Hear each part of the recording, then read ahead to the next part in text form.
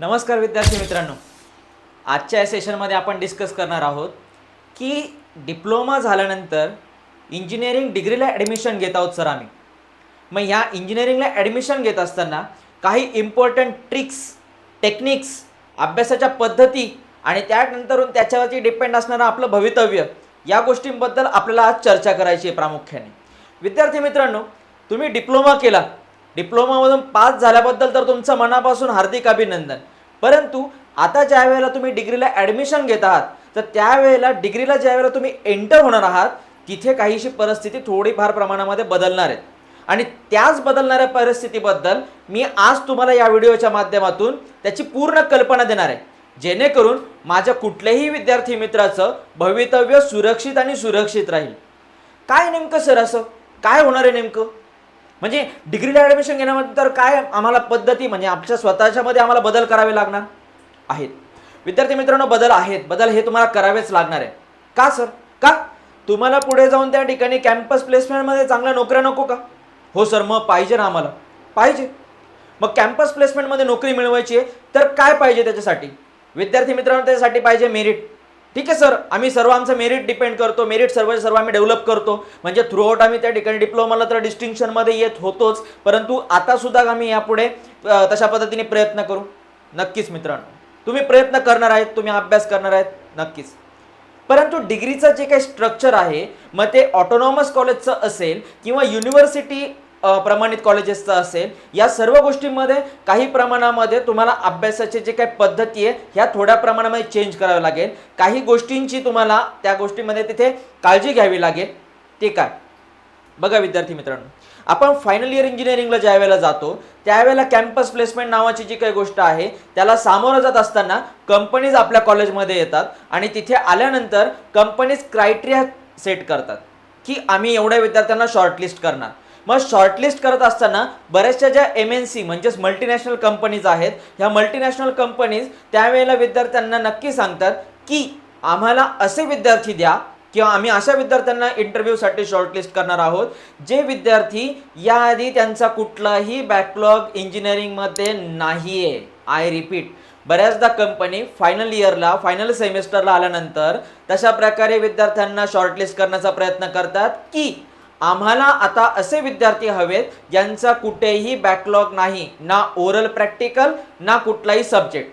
मग आता अशा केसमध्ये काय होतं, जे विद्यार्थी पहिल्यापासून कन्सिस्टंटली अभ्यास करताय, ज्यांचा बॅकलॉग नाही आहे, ते विद्यार्थी शॉर्टलिस्ट होतात. परंतु त्यांचं प्रमाण किती आहे, तर 60 जणांच्या बॅचमधनं किंवा एखाद्या 60 जणांच्या क्लासमधून साधारण त्या ठिकाणी मोजून 2, 4 किंवा 5च विद्यार्थी शॉर्टलिस्ट होतात. आणि त्या 5 मधनं कंपनी बहुधा 2 किंवा 3 विद्यार्थ्यांची, कधी कधी तर निव्वळ एका विद्यार्थ्याची निवड करून कॅम्पस प्लेसमेंट क्लोज करून टाकतं. का?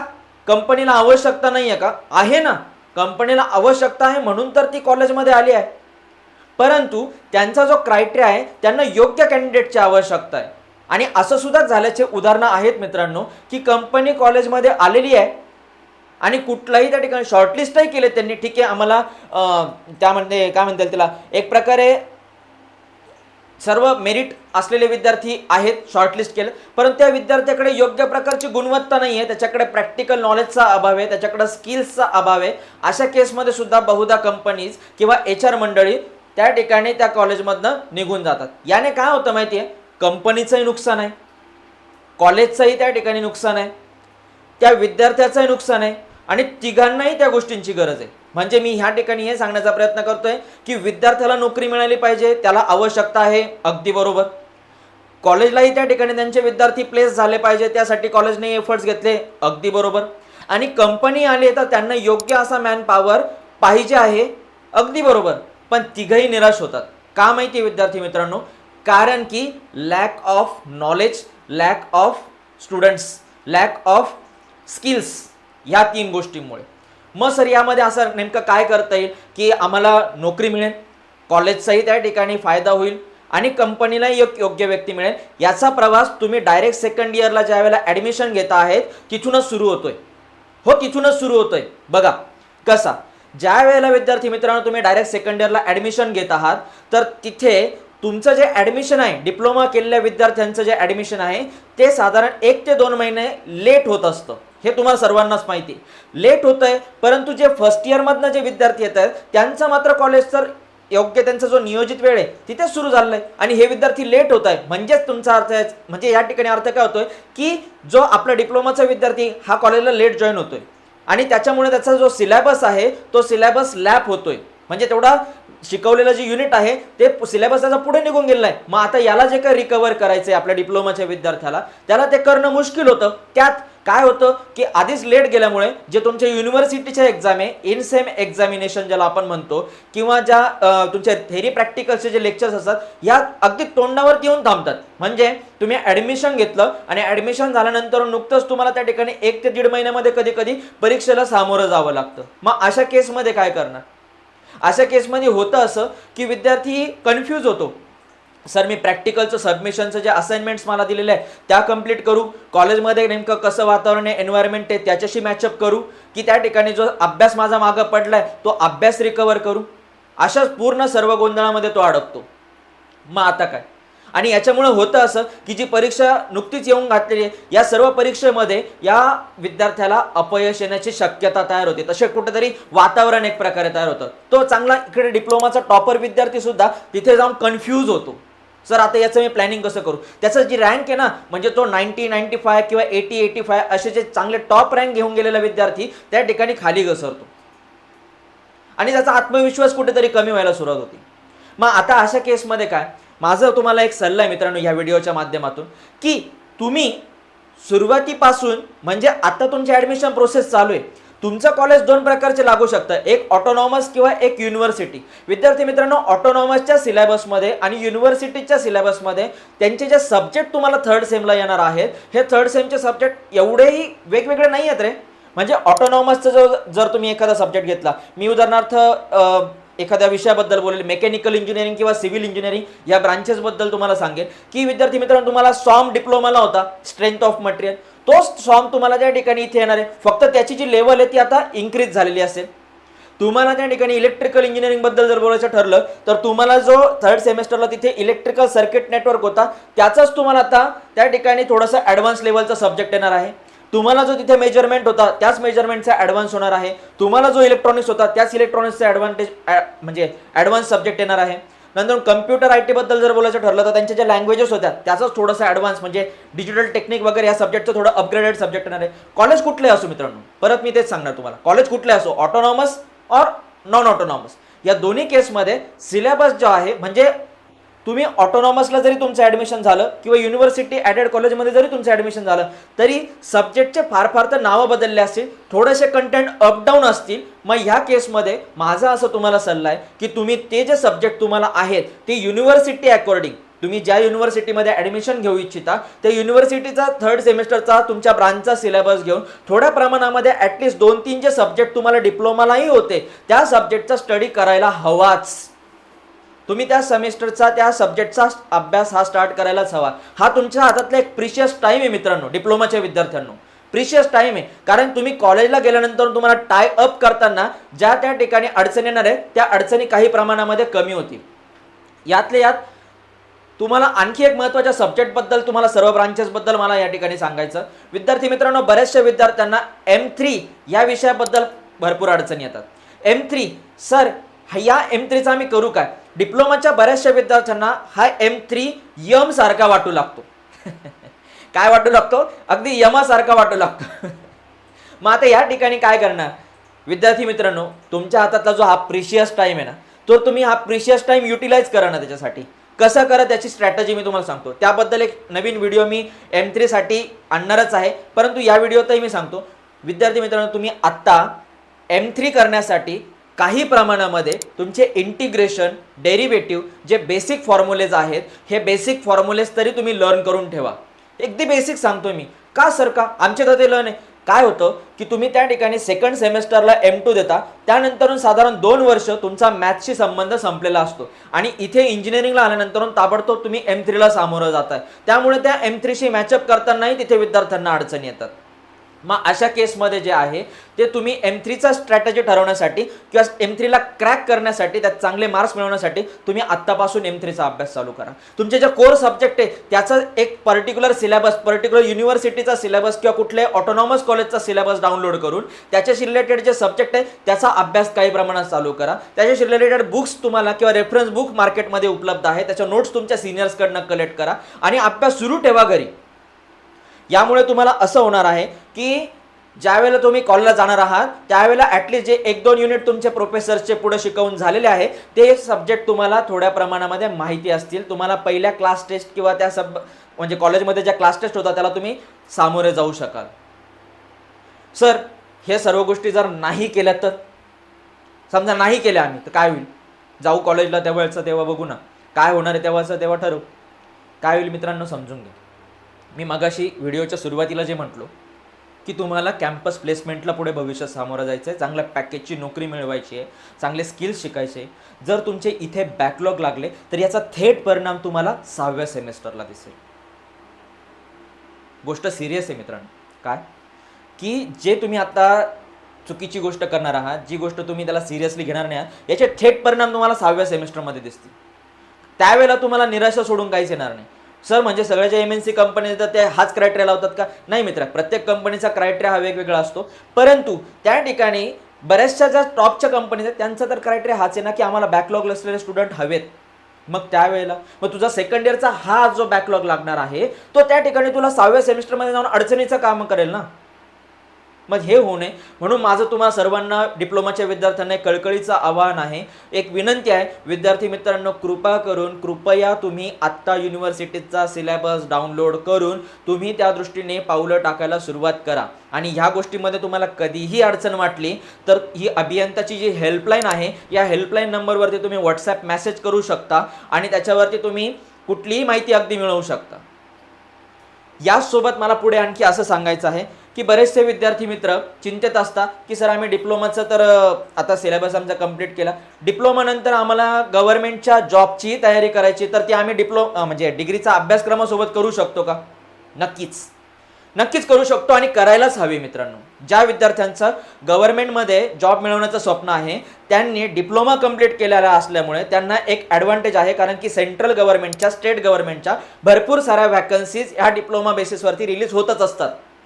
मग त्यावेळेला विद्यार्थी काय करतात डिप्लोमाचे, काय नाही डिग्री चालू आहे बघू ना, मग त्या ठिकाणी फक्त घरचे सांगतात म्हणून फॉर्म भरून ठेवला आणि त्या एक्झामला सामोरं जातात आणि परत घरी निघून येतात. बरं चला मला म्हणजे त्या ठिकाणी एक्झामचा एक्सपिरियन्स आला, दॅट्स इट. नाही, असं नाही करायचं आहे मित्रांनो. आपलं डिप्लोमाचं जे नॉलेज आहे त्याच्या बेसिसवरती जे एक्झाम द्यायचे आहे किंवा एक्झाम अटेम्प्ट करण्याचं जर तुम्ही बघत असाल तर तुम्ही त्याचा अभ्यास हा केलाच पाहिजे. म्हणजे मी ह्या माहितीद्वारे किंवा या व्हिडिओद्वारे या विद्यार्थ्यांना इथे नक्कीच सांगण्याचा प्रयत्न करतोय की तुम्ही तुमचा डिग्रीचा अभ्यासक्रम चालू असताना त्या ठिकाणी गेट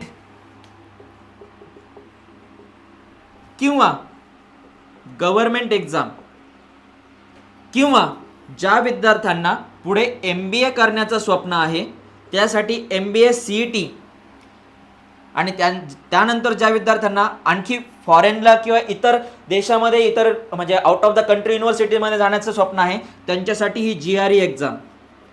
या 4ही एक्झामचं प्रिपरेशन तुम्ही तुमचं करिअर सेट करून, करिअरचा गोल सेट करून तुम्ही करू शकतात आणि करायलाच हवं. का सर? माझ्याकडे प्रत्येक म्हणजे तुमचे जे प्रश्न पडतात ना मित्रांनो, का, त्या प्रत्येक काचं उत्तर आहे माझ्याकडे. कसं? आता एखादा विद्यार्थी प्लॅन करतोय की मला गेट एक्झाम द्यायची सर लास्ट इयरला किंवा लास्ट इयर झाल्यानंतर, मग त्याचं प्लॅनिंग जर त्याने आत्ता नाही केलं तर काय होणार आहे माहिती आहे? जर तो गेटचं प्लॅनिंग आत्ता नाही करत आहे तर त्याच्यानंतरून त्याला म्हणजे डिग्री कंप्लीट झाल्यानंतरून बराचसा कालावधी त्या गेट एक्झामच्या प्रिपरेशनसाठी ॲडिशनल द्यावा लागेल. एक गेट असो, गव्हर्नमेंट असो किंवा MBA साठी असो किंवा GRE असो, या सर्व एक्झामसाठी त्याला आणखी कालावधी द्यावा लागेल. तो नकोय. तो लवकरात लवकर होण्यासाठी मी तुम्हाला हा मार्ग सांगतोय. गेटचं जर समजा करून त्या ठिकाणी तो प्लॅन करतोय की मला सर पुढे IIT मध्ये जाऊन MTech करायचं आहे, NIT मध्ये, IIT मध्ये किंवा कुठल्या प्रायव्हेट इतर कॉलेजेसमध्ये, चांगल्या टॉपच्या कॉलेजमध्ये, किंवा गेट लेवलवरती मला PSU मध्ये एंटर व्हायचं आहे, पब्लिक सेक्टर युनिट, ज्या आपल्या सेंट्रल गव्हर्नमेंटच्या कंपनीज आहेत, टॉप 25 कंपनी ज्याला आपण म्हणतो PSU, या PSU मध्ये जायचं आहे गेट एक्झामवरती, किंवा प्रायव्हेट कंपनीमध्ये पण बऱ्याचदा त्या ठिकाणी गेट क्रायटेरिया लावला जातो, त्या गेटच्या आधारे मला त्या ठिकाणी तो चांगलं पॅकेज गेन करायचं आहे, तर या सगळ्या गोष्टींसाठी तो गेटला प्लॅन करण्याचं बघतो. मग हे गेटचं प्लॅनिंग जे आहे ते डिग्री झाल्यानंतर करण्यापेक्षा डिग्रीच्या आतमध्येच केलं तर, डिग्री झाल्यानंतर करण्यापेक्षा डिग्री चालू असतानाच केलं तर नुकसान आहे का त्याच्यापासून? काही नुकसान नाही आहे. काय करायचं आहे तुम्हाला की तुमचं जे काही अकॅडमिक सिलेबस आहे त्या अकॅडमिक्समध्ये जे तुम्हाला सब्जेक्ट दिलेले आहे त्या सब्जेक्ट सोबतच तुम्हाला याचं प्लॅनिंग करत करत जायचं आहे.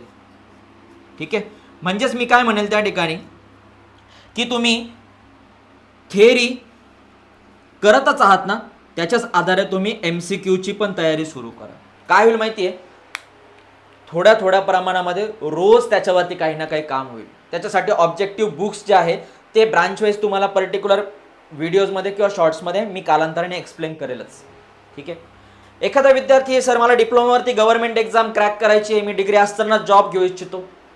विद्यार्थी मित्र मला एक सांग, गव्हर्नमेंट एक्झाम म्हणजे काही तुला डायरेक्टली फॉरेनचं नासाचं वगैरे नॉलेज विचारणार आहे का? ते नाही, ते इथलंच विचारणार, तुझ्या फील्डशी रिलेटेडच विचारणार आहे. फील्डमध्ये जे सब्जेक्ट आहे ना त्याच्याशीच रिलेटेड ती गोष्ट विचारणार आहेत. म्हणजेच कुठले सर, आता जर समजा मी इलेक्ट्रिकल इंजिनियर आहे, मी माझ्या इलेक्ट्रिकलच्या विद्यार्थ्यांना जर एक्सप्लेन करायला लागलो तर त्यामध्ये कसं आहे की तुम्हाला गेल्यानंतर एक सब्जेक्ट येतो तुमचा मेजरमेंट,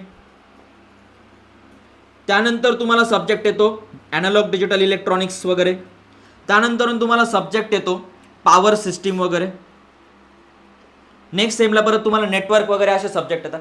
अरे विद्यार्थी मित्रांनो, हेच तर सब्जेक्ट तुमच्या गव्हर्नमेंटच्या एक्झाममध्ये येतात. म्हणजे या सब्जेक्टच्या आधारित ते प्रश्न विचारतात. मशीन्स, मग त्याची जी तयारी आहे ती तू ह्या सब्जेक्ट सोबतच कर ना. काय होईल, कदाचित त्या ठिकाणी तुझं डिग्री चालू असतानाच तुला गव्हर्नमेंट जॉब मिळून जाईल. त्याच्याशी रिलेटेड व्हिडिओज तुम्हाला पुढे मिळतीलच आपल्या याच्यामध्ये, का एक्झॅक्टली कशी प्रिपरेशन करायची, त्याची प्रिपरेशन स्ट्रॅटेजी काय असावी, याच्यावरती मी एक सेपरेट व्हिडिओ बनवणार आहे. त्यासाठी तुम्ही आजच आपल्या यूट्यूबच्या चॅनलला सबस्क्राईब करा, इंस्टाग्रामला फॉलो करा. त्यानंतर मी पुढच्या इथं येणार आहे MBA CET. MBA करायचं आहे काही ना, IIM मधनं करायचं आहे, कॅट एक्झाम द्यायची त्याच्यासाठी CAT, आणि काहींना स्टेट कॉलेजेसमध्ये करायचं आहे त्याच्यासाठी CET द्यायची.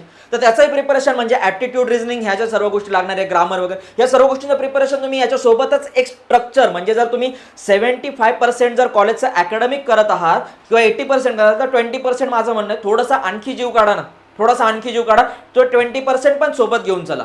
वीकली त्याच्या टेस्ट करा, मॉनिटरिंग करा. त्याच्यासाठी जे काय आहे ते अभियंताच्या चॅनलला तुम्ही फॉलो करून ठेवा, तुम्हाला याबद्दलच्या अपडेट्स येतच जातील. आणि नंतर काही विद्यार्थी प्लॅन करतात की नाही सर आम्हाला डायरेक्टली फॉरेनला जायचं आहे, फॉरेनच्या युनिव्हर्सिटीमधून हायर एज्युकेशन करायचं आहे, तर त्यांना GRE एक्झाम लागणार आहे. त्यांना पर्टिक्युलर ज्या कंट्रीमध्ये जायचं आहे त्याच्याशी निगडीत त्या ठिकाणी तिथल्या लँग्वेजेस त्यांना शिकाव्या लागतील. मग त्याचं प्लॅनिंग हे डिग्री झाल्यानंतर का डिग्री झाल्यानंतर नाही, डिग्री चालू असताना करा. म्हणजे तुमचा अकॅडमिक स्ट्रक्चर तर परफेक्ट करा, परंतु त्याचसोबत तुम्हाला जे भवितव्याला तुम्हाला जे रोजगार मिळवून देणार आहे, जे एक योग्य तुमचं फ्युचर सिक्युअर करणार आहे, त्याच्यासाठी तुम्ही आत्तापासून काम करा. डिप्लोमा झालेल्या विद्यार्थ्यांना मी सांगतोय. कारण की काय होतंय, मी हा व्हिडिओ बनवण्यामागचं कारणच हे, बरेचसे मी ऑल ओव्हर महाराष्ट्रातल्या विद्यार्थ्यांना मी ही गोष्ट सांगतो, याच्या आधीच्या बॅचेस सांगतो की काय होतंय की विद्यार्थी डिप्लोमा झालाय, चांगले रँक चालले, ॲडमिशन घेतलं, आणि जसं चाललंय ना एखाद्या रुटीन सारखं त्याला फॉलो करतात, भवितव्य बघत नाही. स्वप्न बघतात ते नाही असं नाही, पण त्या स्वप्नांना करायचं काय ना हे त्यांना माहीत नसतं बहुधा. म्हणजे काय की ज्या वेळेला डिग्री बाहेर पडतो ना, आपण डिग्री घेऊन हातात कागद घेऊन ज्यावेळेला बाहेर पडतो सर्टिफिकेट घेऊन, त्यावेळेला ते त्याचा विचार करायला सुरुवात करा, आता मी काय करू, आणि मग त्यावेळेला रस्ते शोधण्यामध्ये त्यांचा वेळ वाया जातो.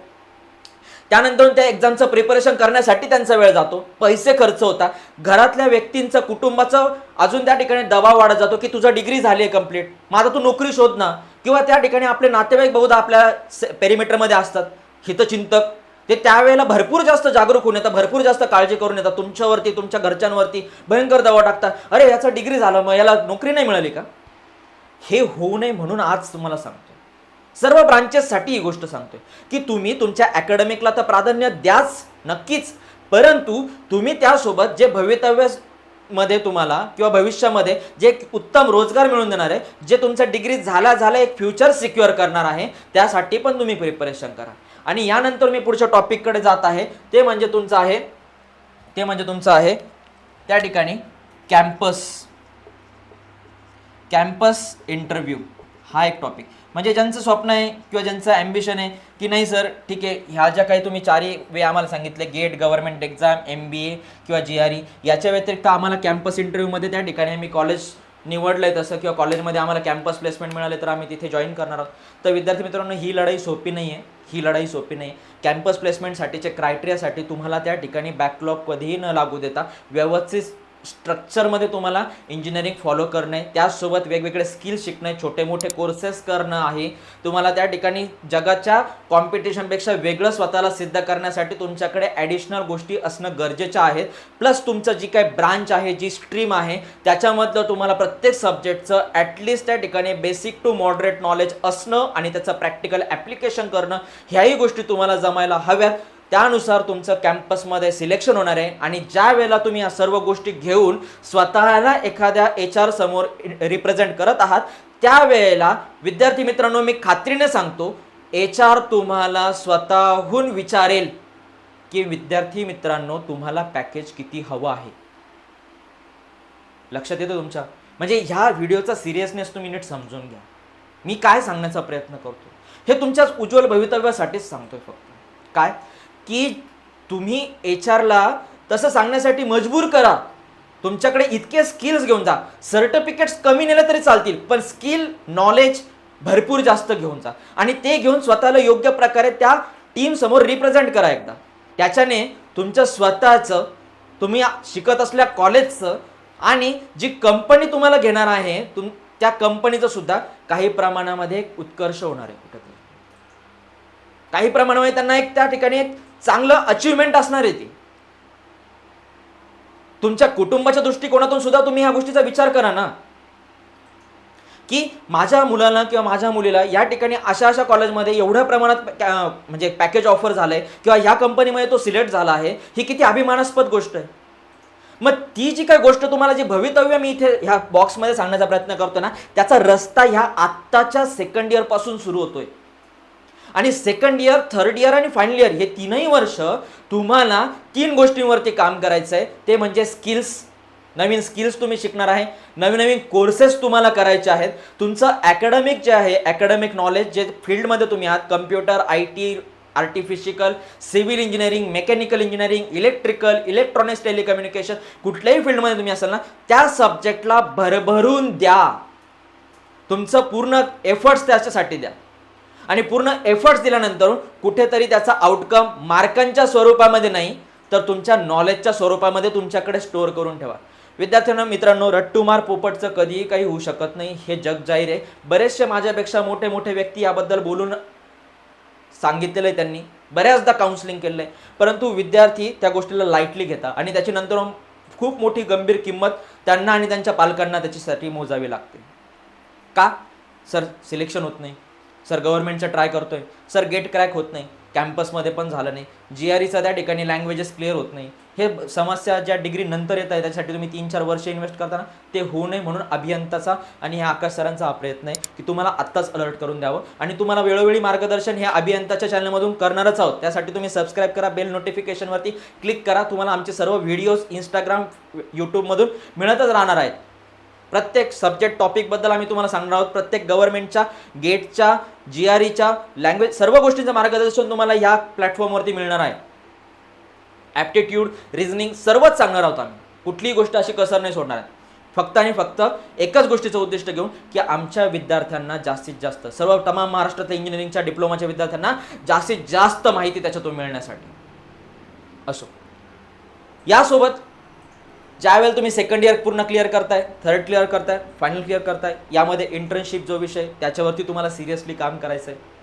त्या सब्जेक्ट्सवरती तुम्हाला व्यवस्थित काम करायचं आहे. आणि या प्रकारे तुम्ही ज्यावेळेला ह्या सर्व गोष्टींना सामोरं जात आहात, या प्रकारे तुम्ही त्या सर्व गोष्टींची पूर्ण मनापासून तयारी करत आहात, तर यश हे नक्कीच तुम्हाला मिळणार आहे, याची मला खात्री आहे. परंतु विद्यार्थी मित्रांनो, युनिव्हर्सिटीजला, ऑटोनॉमसला, इंजिनिअरिंगला म्हणजे या पदवी अभ्यासक्रमांना इतकं लाईटली घेऊ नका. कारण की ऑटोनॉमस कॉलेज असो तुमचं किंवा युनिव्हर्सिटी कॉलेज असो, या दोनही कॉलेजमध्ये हे बघा विद्यार्थी मित्रांनो, इथले जे फॅकल्टी मेंबर आहेत यांचं स्टँडर्ड हे एक हाय लेवलचं असतं. डॉक्टरेट, मास्टर्स केलेले व्यक्ती असतात, त्यामुळे सब्जेक्टला ऑलरेडी स्ट्रेंथ जास्त आहे, म्हणजे जे डिप्लोमामध्ये तुम्ही सब्जेक्ट शिकले त्याच्यापेक्षा कुठेतरी प्रमाणामध्ये इथला सब्जेक्ट जो आहे तो थोडासा टफ लेवलचा असतो, मॉडरेट टू टफ असतो, म्हणून याला लाईटली घेऊ शकत नाही. सर आम्ही डिप्लोमामध्ये असताना लँग्वेज शिकलोय, ती लँग्वेज नाही, त्या लँग्वेजपेक्षा थोडं अपग्रेडच येईल. जर सर आम्ही सॉम मेकॅनिकलवाले असतील तर त्या ठिकाणी आम्ही तिथे सॉम शिकलोय, मग तसं नाही, थोडासा अपग्रेडच येईल. सर इलेक्ट्रिकलमध्ये आम्ही पॉवर सिस्टीम किंवा त्या ठिकाणी GTD वगैरे हा सब्जेक्ट शिकलोय, त्याच्यापेक्षा PS1 PS2 हा नक्कीच अप आहे. सर तिकडे नेटवर्क शिकलोय, त्याच्यापेक्षा नक्कीच भरपूर जास्त टफ आहे. बरं, हे सब्जेक्ट तर आहेच टफ, परंतु यासोबत विद्यार्थी मित्रांनो तुमचं जे पेपर असतात, पेपर पॅटर्न असतो, पेपरला मार्किंग स्कीम असते इथे डिग्रीमध्ये, ऑटोनॉमस और non autonomous, university aided, not issue, या सर्व गोष्टींमध्ये पेपरचे जे काय आहे त्यामध्ये तुम्हाला 7 ते 8 मार्काचे क्वेश्चन्स असतात. त्यांची मार्किंग स्कीम पण हेवी आहे, त्यासाठी तेवढा कंटेंट तुम्ही तिथे लिहिणं गरजेचं आहे, त्यासाठी प्रॉपर त्या गोष्टी करणं आहे. मग यासाठी तुम्हाला अभ्यास जो आहे, मी पहिल्याच व्हिडिओच्या सुरुवातीला म्हटलं, डेप्थ तुम्हाला द्यावी लागेल. अभ्यासाला डेप्थ तुम्हाला द्यावी लागेल, जास्तीत जास्त तुम्हाला एक्सप्लेन करावं लागेल, टाइम मॅनेजमेंट करावं लागेल. या सर्व गोष्टी, ओरल प्रॅक्टिकल जे आहे ते डिप्लोमाला असताना सर त्या ठिकाणी आम्हाला ओरल प्रॅक्टिकलचं एवढं टेन्शन नव्हतं, परंतु इथे मित्रांनो ओरल प्रॅक्टिकल सहज बॅकलॉग लागतात विद्यार्थ्यांचे. जर तुम्ही एक्सटर्नलला समाधानकारक उत्तर नाही देऊ शकले तर इथले एक्सटर्नल जे आहे ते तुमच्या डायरेक्टली ओरल बॅक ठेवू शकता, प्रॅक्टिकल बॅक ठेवू शकता. ते त्यांच्या मर्जीने नाही ठेवत, इच्छा म्हणून नाही ठेवत.